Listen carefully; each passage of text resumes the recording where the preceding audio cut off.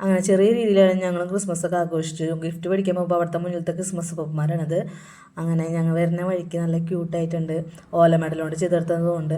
അങ്ങനെ ഇതുവരെ ഞങ്ങളും ക്രിസ്മസ് ഫ്രണ്ടിനെ തിരഞ്ഞെടുത്തില്ല. അപ്പോൾ വന്ന മക്കളെ പേരൊക്കെ എഴുതി വെച്ച് അങ്ങനെ ക്രിസ്മസ് ഫ്രണ്ടിനെ തിരഞ്ഞെടുക്കാമെന്ന് വിചാരിച്ചിരിക്കുന്നു. അപ്പോൾ ഒരുവിധം 2-3 സ്കൂളിലൊന്നും ക്രിസ്മസ് ആഘോഷം ഉണ്ടായില്ല. അപ്പോൾ അതിൻ്റെ ഭാഗമായിട്ട് ഇത് ചെയ്താണ് കേട്ടോ. അപ്പോൾ കേക്കൊക്കെ മുറിക്കാൻ ഞങ്ങൾ അകത്താ ചെയ്ത്, കാരണം തീരെ വെളിച്ചുണ്ടായില്ല.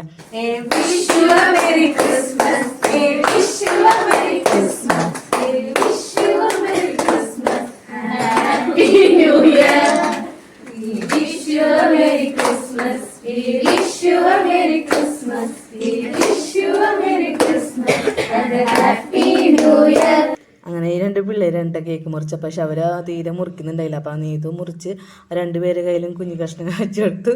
നല്ല രസമായിരുന്നു ഇവർ ഈ കേക്കും കഴിക്കണം കാണാനായിട്ട്, നല്ല ക്യൂട്ടായിട്ടുണ്ട്. അങ്ങനെ ഞങ്ങൾ നീതെല്ലാവർക്കും ചെറിയ കഷ്ണങ്ങളാക്കി കേക്ക് മുറിച്ചു. അപ്പോൾ ഈ ഉണ്ണീന് ആദ്യം ക്രിസ്മസ് ഫ്രണ്ടിന് ഗിഫ്റ്റ് കൊടുത്തു. പക്ഷെ അവസാനമായപ്പോഴും ആ ഉണ്ണീനെ അത് ശരിക്കും വട്ടത്തിൽ വന്നു. കുറേ മക്കളുണ്ടായിരുന്നു, അതാണ് ഞാനിങ്ങനെ സ്പീഡാക്കി കാണിച്ചിരിക്കണത്.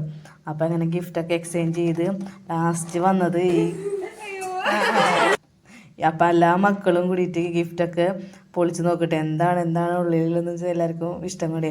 അങ്ങനെ 3 സെക്ഷനെ തിരിച്ചിട്ട് ആരാണ് ബലൂൺ പൊട്ടിക്കുന്നത് അങ്ങനെ 3 സ്ഥലത്തുനിന്നും ഓരോ ഫസ്റ്റ് കിട്ടിയ ആൾക്കാരെ വെച്ചിട്ട് വീണ്ടും ഞങ്ങൾ മത്സരം നടത്തി.